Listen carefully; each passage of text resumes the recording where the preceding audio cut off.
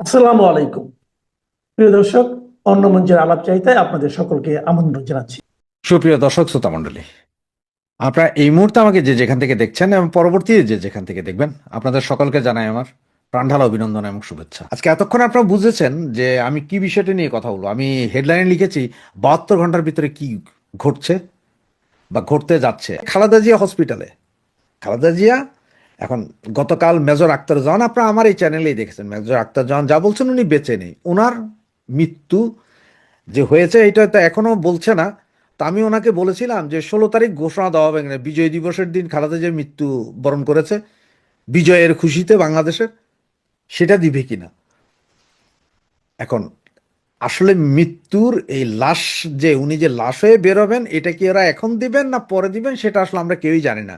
আর major আক্তারের কথা ধরে যদি আমরা মনে করি, তাহলে হয়তো বিদেশ পাঠায়, ওখানে বলবেন যে, এইখানে বলবেন যে লাশ হয়েছে।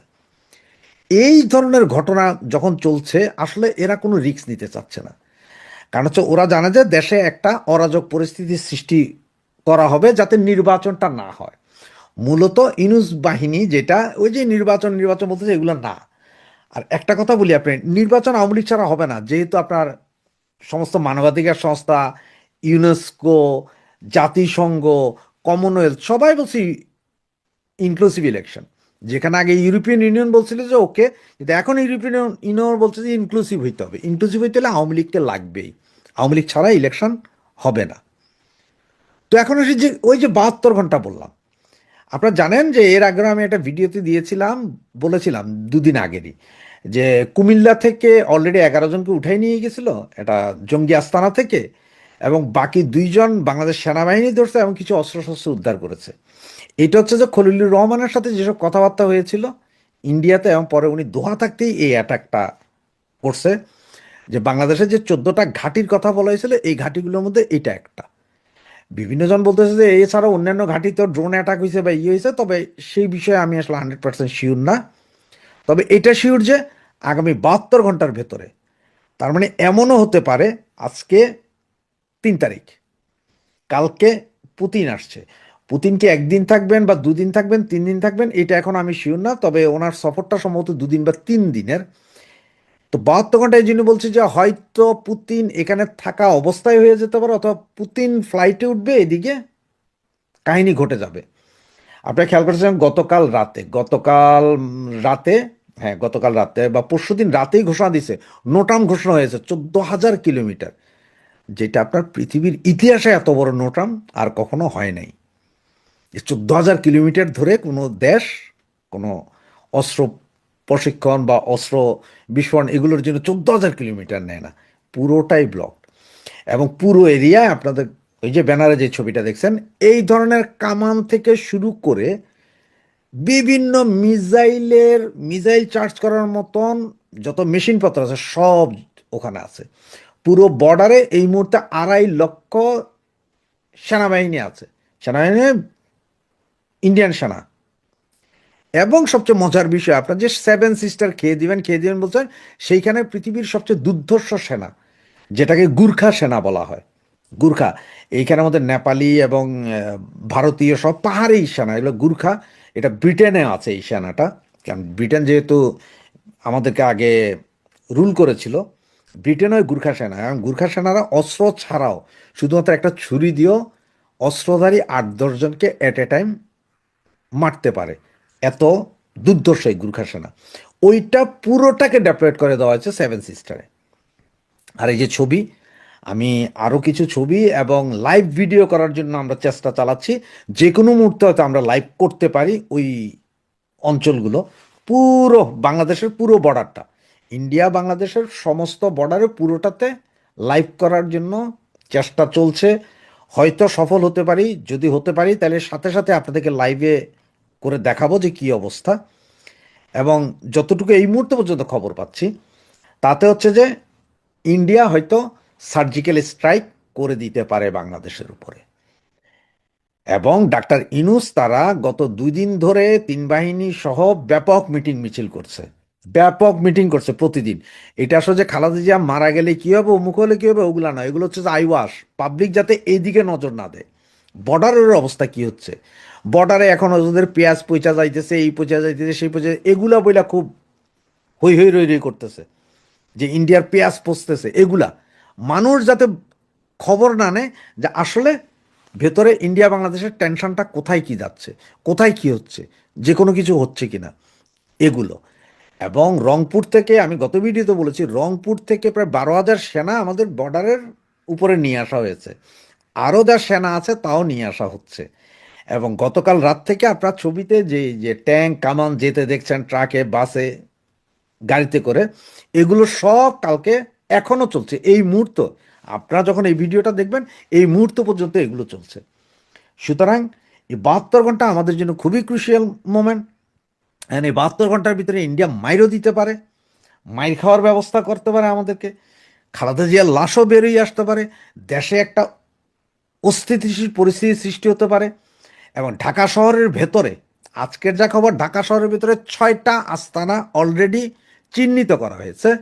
এবং এগুলোর সবচেয়ে বড় বড় মাদ্রাসা যেই আছে, এই ধরনের 2-3টে আছে, এবং সাথে আরও কিছু স্পট আছে যেগুলোকে চিহ্নিত করা হয়েছে যে জঙ্গি আস্তানা বলে।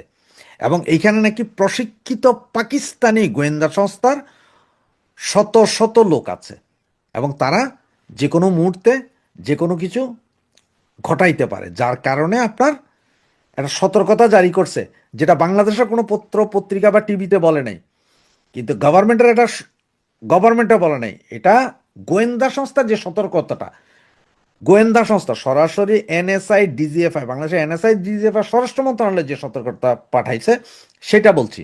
সেটা হচ্ছে যে ঢাকার খিলক্ষেত কনকর্ড অ্যাপার্টমেন্ট ও পাশে পিঙ্ক সিটি ডুপ্লেক্স আবাসিক এলাকা, পাকিস্তানের জঙ্গি সংগঠনের বড় সামরিক নেতা জাকির খান ও আইএসআই এর সদস্যরা অবস্থান করছে।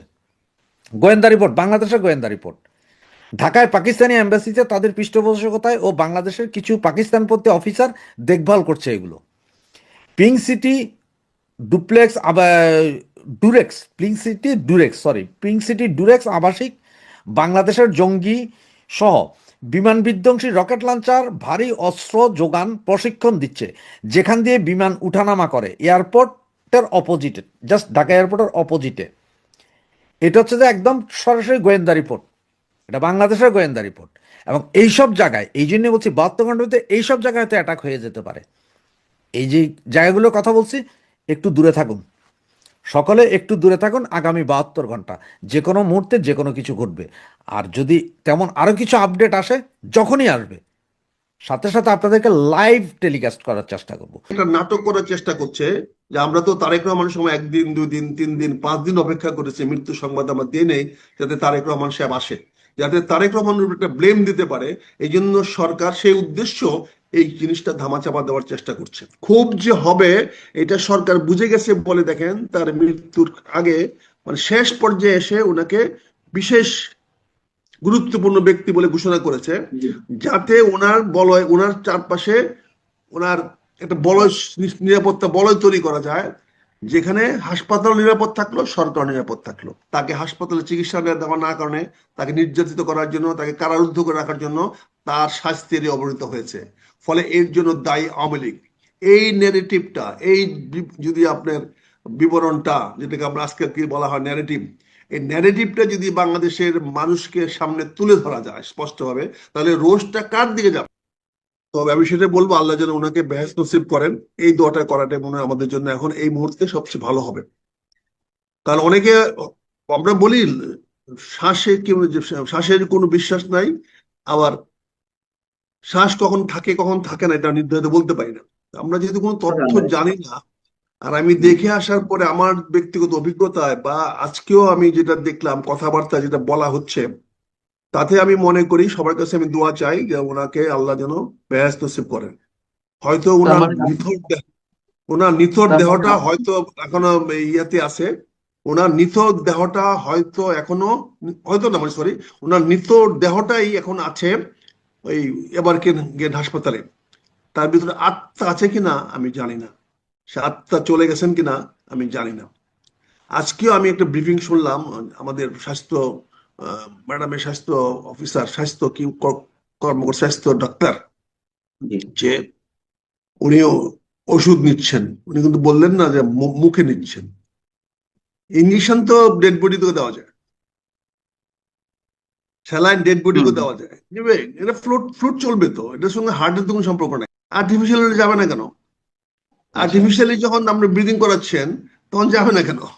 আপনি তো ভেন্টিলেটর দিয়েছেন, তার মানে হার্ট ফেল করেছে, কিন্তু আপনি তাকে চালায় রাখতেছেন, দিয়ে মুহূর্তে আপনি এটাকে বন্ধ করে দিবেন পাম্পিং, সেই মুহূর্তে সেটা শেষ হয়ে যাবে।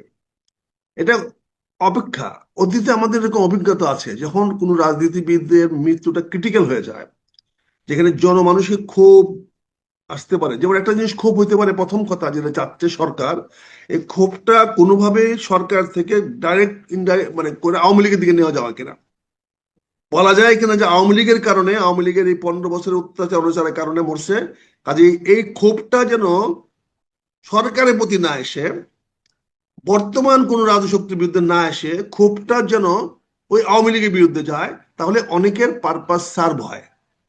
যেমন পাকিস্তানে দেখেছেন, পাকিস্তানের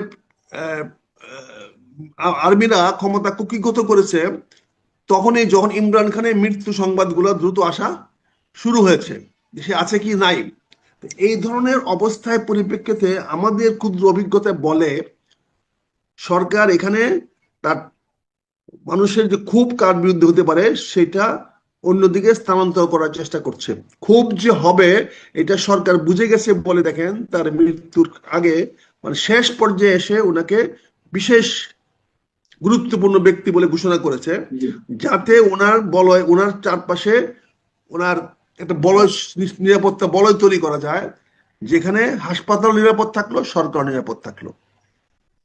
এখানে আপনি একটা জিনিস জানেন, আমার ওই পররাষ্ট্র উপদেষ্টা খুব ভালো করে জানে যে তারেক রহমান সাহেব লন্ডনে রাজনৈতিক আশ্রয় আছে, এবং রাজনৈতিক আশ্রয়ের অন্যতম কারণ হলো যে বাংলাদেশে তার জীবন নিরাপদ নয়। কারণ তো একটাই, আর তো কোনো কারণ না। আপনি দেখেন এই সরকারের অস্তিত্ব নির্ভর করতেছে দেশমাতা খালেদা জিয়ার শেষ ব্রিদিং এর উপরে। ওনার শ্বাস যতদিন চলবে ততদিন এই সরকার টিকে থাকার সম্ভাবনা থাকবে। কারণ এই শ্বাস বন্ধ হয়ে যাওয়ার পরে মানুষ বিক্ষোভে ফেটে পড়ে কিনা এটার একটা সম্ভাবনা রয়ে গেছে, এই জন্য এই সরকার জানে। আর এই সরকারের সঙ্গে আমাদের নেতা তারেক রহমান সাহেবের একটা ভেরি গুড আন্ডারস্ট্যান্ডিং আছে। আপনি দেখেন আজকেও এই আমাদের ডাক্তার জাহিদ সাহেব বলেছেন যে উপদেষ্টা সাহেবরা সবাই যোগাযোগ করতেছেন। উপদেষ্টা সাহেবরা যোগাযোগ করতেছেন, এটা বিএনপির পক্ষ থেকে বলার কি দরকার? ম্যাডামের পক্ষ থেকে বলার কি দরকার? তাহলে ওনাদের জন্য সাফাই গাচ্ছেন। অর্থাৎ আমি যে কথাটা বলছি, আক্রোশটা যাতে সরকারের দিকে না যায়, কারণ আক্রোশ তো মানুষ তৈরি হয়ে গেছে। কারণ যদি প্রথম দিন কেন প্রধান উপদেষ্টা আসলেন না, কেন প্রথম দিন তার মেডিকেল উপদেষ্টা ডাক্তার উপদেষ্টা আসলেন না? মানুষের ক্রোধ কিন্তু তৈরি হয়ে গেছে যে অবহেলা করে, অবজ্ঞা করে দেশমাতা খালেদা জিয়াকে আজকে এই জায়গায় নিয়ে আসছে। আজকে দেখা যেখানে বলা হচ্ছে ওনাকে এখন যে কোনো সময় বিদেশে নেওয়া যাবে, তাহলে এই সিদ্ধান্তটা কেন 7 দিন 10 দিন আগে নেওয়া হলো না? 23 তারিখ, আজকে 3 তারিখ, প্রায় 11 দিন কেন নেওয়া হলো না? আর এখন যদি নিতে পারে তাহলে অপেক্ষা কার কারণের জন্য? ওনাকে যান বাঁচানোর জন্য, না এখন তারেক রহমান সাহেবের সিদ্ধান্ত অনুযায়ী? এখন তারেক রহমান সাহেবের সিদ্ধান্ত আমরা গেলাম না, কিন্তু কথা হচ্ছে যে তোমরা নিজেদের অবস্থাকে রক্ষা করার জন্য, মানুষের রোষ থেকে, মানুষের ক্রোধ থেকে বাঁচার জন্য, আপনি দেখেন ওনাকে দেখার জন্য আমার 3 বাহিনীর প্রধান চলে গেলেন। তাদের কি মেসেজটা আমরা পেলাম? জনগণ কি মেসেজ পেল? যে সিচুয়েশন আন্ডার কন্ট্রোল। 3 বাহিনী প্রধান পর্যন্ত এখন পর্যন্ত দেশমাতা খালেদা জিয়া আনুগত্য দেখাচ্ছে, তার মানে ওনার সঙ্গে ওনাদের কোনো এনিমিটি নাই। দেশমাতা খালেদা জিয়ার সঙ্গে সশস্ত্র বাহিনীর কোন রকম বৈরী সম্পর্ক নাই, এটাই তো প্রমাণ হলো। যারা আগেও হইলো, কিন্তু উনি তো একটা অভিযোগ আসছে যে 21 তারিখের প্রোগ্রামে উনি যাওয়ার কারণে ঠান্ডাটা ওনার প্রকট হয়েছে, এবং ওনার হার্টের উপরে এটা প্রচন্ড চাপ সৃষ্টি করেছে। এটা অনেকে বলা বলি করছেন 21 তারিখে, ফলে সশস্ত্র বাহিনী একটা ব্যাক ফুটিং এ চলে গেছিল। এখন যখনই ওনাকে বিশেষ বিবিআইবি ঘোষণা করা হয়েছে, বিবিআইবি ঘোষণা করার সঙ্গে সঙ্গে সশস্ত্র বাহিনী দায়িত্বশীলভাবে তাদের যাওয়া দরকার হয়ে গেছে, কারণ তখন এটা অফিসিয়াল হয়ে গেছে। Any VVIP of the country কে যে কোনো লোক অ্যাপ্রোচ করতে পারে। এতদিন she was a political leader.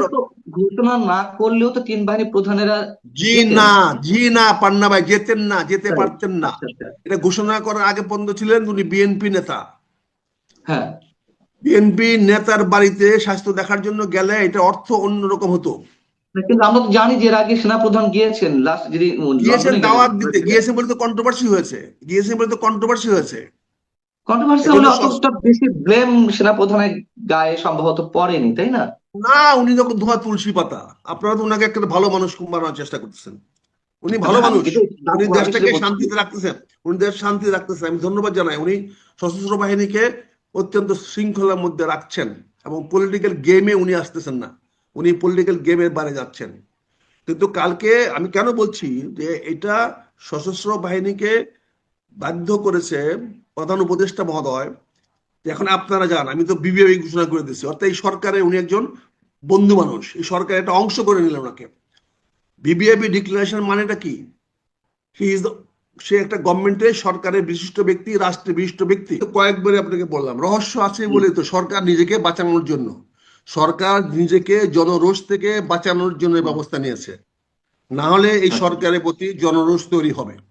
ওনারা কেন নেবে? উনি বিবিআইপি, উনি একজন বিশিষ্ট ব্যক্তি, উনাকে হাসপাতালে ভর্তি হয়েছে, সরকারি কোনো নৈতিক দায়িত্ব নাই। দেশের একটা বিএনপির কে ঘাড়ে কাঁদন দিচ্ছেন, বিএনপি কেন বিদেশে নেওয়ার ঝুঁকি নেবে? বিএনপি কি সেরকম ফেসিলিটি আছে? BNP can facilitate that? BNP পারবে সেটা করতে? কাজে এটা কেন আপনার উদুর পিন্ডি বুদুর ঘাড়ে দেওয়ার চেষ্টা করছেন? এটা সরকারের একমাত্র রেসপন্সিবিলিটি, দায়িত্ব। ডক্টর ইউনূস সরকারের দায়িত্ব দেশমাতা খালেদা জিয়া সুচিকিৎসা করানোর জন্য, দেশের যে কোনো নাগরিকের চিকিৎসা নিশ্চিত করার দায়িত্ব বাংলাদেশ সরকারের, এবং বাংলাদেশ সরকারের প্রধান ডক্টর মোহাম্মদ ইউনূস। এটা ওনার ব্যক্তিগত দায়িত্ব না, উনি রাষ্ট্রীয় দায়িত্ব, উনি সরকারের দায়িত্ব। সেই দায়িত্ব পালন করতে উনি চরমভাবে ব্যর্থ হয়েছেন। ফলে ওনার উপরে জনরোষ পড়তে পারে, জনগণের আক্রোশ বাড়তে পারে। দেশমাতা খালেদা জিয়ার মৃত্যুর পরে কি হইতে পারে এটা এখনো সবাই অ্যাজুম করতেছে, এখন সিদ্ধান্ত নিতে পারতেছে না, তাই দেরি হচ্ছে, তাই বিষয়টা প্রকাশ করতে দেরি হচ্ছে। এখানে সরকার নিজেকে রক্ষা করার জন্যই সেনাবাহিনীকে ডেকেছে, নৌবাহিনীকে ডেকেছে, বিমান বাহিনীকে ডেকেছে, সেখানে বিবিআইপি ডিক্লেয়ার করেছে, সেখানে 3 স্টেজের 3 লেয়ারের সিকিউরিটি অ্যারেঞ্জমেন্ট করা হয়েছে। কাজে এটা তো বোঝাই যাচ্ছে যে এটা জনরোষ থেকে রক্ষা করার জন্য সরকার তার দায়িত্ব এড়ানোর জন্য করছে। তারেক সমান আসতে হলে তো 3 স্তর বসাইতে হবে বিমানবন্দরে প্রথম, তারপরে বিমানবন্দরে বসাবে, তারপরে উনি রওনা দিবেন, তখন 12 ঘন্টা 24 ঘন্টা আসবে। 24 ঘন্টার মধ্যে 3 স্তর কেন 7 স্তর নিরাপত্তা দেওয়া যাবে। এগুলা কিছু লোক উদ্দেশ্য প্রণোদিত ভাবে প্রপাগান্ডা করার জন্য, তার বিরুদ্ধে, তারেক রহমানের বিরুদ্ধে প্রপাগান্ডা করার জন্য, এই বিষয়টা তারেক রহমানের কাঁধে চাপিয়ে দেওয়ার জন্য অত্যন্ত উদ্দেশ্য প্রণোদিতভাবে এইগুলা, এই গুজবগুলা বা এই ধরনের কথাগুলা বাজারে ছড়াচ্ছে। এটা নিন্দনীয়। মূল কথা হলো এই সরকার নিজেকে বাঁচানোর জন্য এই 3 স্তরের সিকিউরিটি বা নিরাপত্তা ব্যবস্থা করেছে। তার নিজের কতটুকু থ্রেট হতে পারে ডিক্লেয়ার করলে পরে এটার, আর পাশাপাশি সে একটা নাটক করার চেষ্টা করছে যে আমরা তো তারেক রহমানের সময় 1 দিন 2 দিন 3 দিন 5 দিন অপেক্ষা করেছি, মৃত্যু সংবাদ আমরা দিয়ে নেই যাতে তারেক রহমান সাহেব আসে, যাতে তারেক রহমানের উপর একটা ব্লেম দিতে পারে। এই জন্য সরকার সেই উদ্দেশ্য এই জিনিসটা ধামাচাপা দেওয়ার চেষ্টা করছে। এই সরকার বলছে তারেক রহমানকে দেশে আসার কোন রকম সরকারি বিধি বাধা নিষেধ নাই। তাহলে কবে বাধা নিষেধ ছিল? অবশ্যই আওয়ামী লীগ সরকার আমলে বাধা নিষেধ ছিল। তাহলে বাধা নিষেধের এই পরিবেশ সৃষ্টি করেছে কে? আওয়ামী লীগ সৃষ্টি করেছে। ফলে এর দায়িত্ব আওয়ামী লীগকে নিতে হবে। আজকে দেশমাতা খালেদা জিয়াকে 15 বছর ধরে কে কষ্ট দিয়েছে, কে নির্যাতন করেছে, কে চিকিৎসা তাকে ডিনাই করেছে, এই কথাটা যদি সামনে নিয়ে আসা যায় তাহলে কি হবে? তারা বলতেছে এই ডিটোরিয়েশন, তার স্বাস্থ্যের ডিটোরিয়েশন এই কয়দিন হয় নাই, এটা দীর্ঘমেয়াদী তার উপরে অত্যাচার অনাচার অবিচারের কারণে, তাকে হাসপাতালে চিকিৎসা দেওয়া না কারণে, তাকে নির্যাতিত করার জন্য, তাকে কারারুদ্ধ করে রাখার জন্য তার স্বাস্থ্যের অবনতি হয়েছে। ফলে এর জন্য দায়ী আওয়ামী লীগ। এই ন্যারেটিভটা, এই যদি আপনার বিবরণটা, যেটাকে আমরা আজকে কি বলা হয় ন্যারেটিভ, এই ন্যারেটিভটা যদি বাংলাদেশের মানুষকে সামনে তুলে ধরা যায় স্পষ্টভাবে, তাহলে রোষটা কার দিকে যাবে? রোষটা অবশ্যই, ক্ষোভটা অবশ্যই মানুষের যাবে অতীত সাবেক সরকারের বিরুদ্ধে। বর্তমান সরকার তখন ফেসিলিটেটর হিসাবে কাজ করবে, ভাই এটা আমাদের কিছু করার নাই, আমরা তো আপ্রাণ চেষ্টা করেছি, দেখেছেন আমরা বলছি তাৎক্ষণিক পাস দিয়ে দিব, আপনি চাওয়ার সঙ্গে সঙ্গে পাস দিয়ে দিব। এই যে পরিবেশটা সৃষ্টি করলো, যে এই পরিবেশে তারা একটু পাস চাইতে পারতেছে না, এইটার জন্য তো আওয়ামী লীগ দায়ী। ফলে রোষানলটা, মানুষের ক্ষোভটা, মানুষের বিতৃষ্ণাটা যদি আওয়ামী লীগের দিকে ডাইভার্ট করে দেওয়া যায়, তাহলে সরকারের পক্ষে এখানে অ্যাকশন নিতে সহজ হবে। এই জন্য সরকার এই গেমটা খেলতেছে বলে আমার বিশ্বাস। দর্শক, আপনাদের নিশ্চয়ই মনে আছে কয়েক মাস আগে ভারতের আনন্দবাজার পত্রিকা বাংলাদেশের স্বাধীনতা যুদ্ধের রাজাকারদের প্রতিকৃত গোলাম আজম, বাংলাদেশের রাজাকার বলতে যার নামটা প্রথমে আসে, সেই গোলাম আজমের ছেলে ব্রিগেডিয়ার আমান আজমি, তাকে নিয়ে একটি রিপোর্ট করেছিল যে আমান আজমি ভারতে আক্রমণ করতে চায়, সে সংগঠিত করছে বিভিন্ন অংশকে, এরকম অভিযোগ করে একটা রিপোর্ট ছেপেছিল। আমরা আমাদের চ্যানেলে সেই রিপোর্টটা নিয়ে আলোচনা করিনি, কারণ আনন্দবাজার নিয়ে আসলেও কিছু কথাবার্তা আছে। আনন্দবাজার সবসময় যে অথেন্টিক্যালি, আরেকটা বিষয় হচ্ছে তার দেশের পাঠকের, তার পাঠক অন্ধ হোক আর সচেতন হোক, তার পাঠকের টেস্ট বুঝে তাকে রিপোর্ট করতে হয়, তার দেশের টেস্ট বুঝে, পলিসি বুঝে যখন যেটা প্রয়োজন সেটা রিপোর্ট। ফলে আমরা পিক করিনি। এটা নিয়ে একটা আলোচনা করেছিলেন সাংবাদিক মঞ্জুরুল আলম পান্না। তিনি এটা আলাপ করার পরে আমান আজমি মঞ্জুরুল আলম পান্নাকে হুমকি দিয়ে পোস্ট দেন, ফেসবুক পোস্ট দেন। আমরা সেইটার প্রতিবাদ করেছিলাম। আমরা বলেছিলাম যে এইভাবে অহেতুক, তো আমান আজমির এই বিষয়টা নিয়ে সাংবাদিক পান্না নিজে তো মন গড়া কোনো বক্তব্য দেয়নি, সে হচ্ছে আনন্দবাজারের রিপোর্ট ধরে আলোচনা করেছিল। কিন্তু আমরা কেন এটার প্রতিবাদ করলাম, সেটার জন্য আমান আজমি রীতিমতো আমাদের তিনজনকে, তখন তিন সাংবাদিক, আমি সহ তিনজনকে তিনি ভারতের দালাল বানিয়ে দিলেন। ভারতের দালাল হলেও হালকা হয়ে যায়, তিনি রয়ের এজেন্ট, ভারতের গোয়েন্দা সংস্থা রয়ের এজেন্ট বানিয়ে দিলেন। আচ্ছা, খুবই আশ্চর্যজনক মজার বিষয়। আমি এটা নিয়ে কিছু আলোচনা করেছিলাম আপনাদের সামনে। তো সেই রেশ কাটতে না কাটতে আমার আজ বহু কথাবার্তা, বিতর্কিত বহু কথাবার্তা এখন সোশ্যাল মিডিয়ায় আপনারা দেখেন। আমি সেনাবাহিনীর বিষয়ে কোনো কথা বলবো না, তবে আমান আজমির স্ট্যান্ড, সেই যে গোলাম আজমের যে স্ট্যান্ড ছিল অখণ্ড পাকিস্তান, তার সাথে অনেকটা মিলে যায় কিনা। এবার আসেন আরেকটি প্রসঙ্গে। বাংলাদেশে বিডিআর হত্যাকাণ্ড নিয়ে নতুন করে তদন্ত রিপোর্ট দিয়েছে সরকার, তদন্ত রিপোর্টে এটা নিশ্চয়ই আইন আদালত হয়ে বিভিন্ন জায়গায় এটা নিয়ে আলোচনা হবে। সেই রিপোর্টে তারা এমনও দাবি করছে যে 24 ভারতীয় ছিলেন সরাসরি হত্যাকাণ্ডে। পিলখানা ট্রেজেডি নিয়ে কমিশনের প্রতিবেদন, আচ্ছা, শেখ হাসিনা সহ 50 জনকে দায়ী কমিশনের, তাদের তালিকায় সাবেক গোয়েন্দা, পুলিশের আইজি, বিডিআর কর্মকর্তা সহ 3 সাংবাদিক, নতুন করে তদন্ত। এবং সেই জায়গায় আরো বিস্তারিত ভাবে বলা হচ্ছে যে এই যে 24 জন কর্মকর্তা ওই ঘটনায় সরাসরি ভূমিকা রাখেন, তৎকালীন আওয়ামী লীগ সরকারের প্রত্যক্ষ মধ্যে ভারতের গোয়েন্দা সংস্থার 24 কর্মকর্তা ওই ঘটনায় সরাসরি ভূমিকা রাখেন। অভিযুক্তদের বিরুদ্ধে নতুন করে তদন্ত ও আইনগত ব্যবস্থা নেওয়ার সুপারিশ করেছে কমিশন। তদন্ত কমিশনের প্রতিবেদনে সব তথ্য রয়েছে বলে জানিয়েছেন কমিশনের নাম প্রকাশে অনিচ্ছুক একজন সদস্য। কমিশনের সূত্র বলছে, ওই 49 ব্যক্তি বিভিন্নভাবে ঘটনা ঘটানো, সহায়তা, উস্কানি বা দায়িত্বে অবহেলায় জড়িত ছিলেন। আমি আপনাদেরকে শুধু এইটুক বলি যে এই যে অভিযোগ, তদন্ত কমিশন যে অভিযোগটা করেছে, এইটা নিয়ে আমাদের সরকারের পরবর্তী স্টেপ কি? আমাদের সরকার কি ভারতের কাছে এর জবাব, এই যে কর্মকর্তা যারা জড়িত ছিল, বলা হচ্ছে হত্যাকাণ্ডে সরাসরি জড়িত, তাদেরকে ফেরত চাওয়া, এরকম কোনো উদ্যোগ নেবে? যদি নেয়, ভারতের দিক থেকে প্রতিক্রিয়া কি হবে? ভারতকে খুব ভালোভাবে এটা প্রতিক্রিয়া দেওয়ার কথা। আমি সরকার শুরু থেকেই বলছি যে সরকার ভারতকে পুক করা, বিরক্ত করা, অহেতুক বিরক্ত করার মতো বহু ঘটনা ঘটাচ্ছে।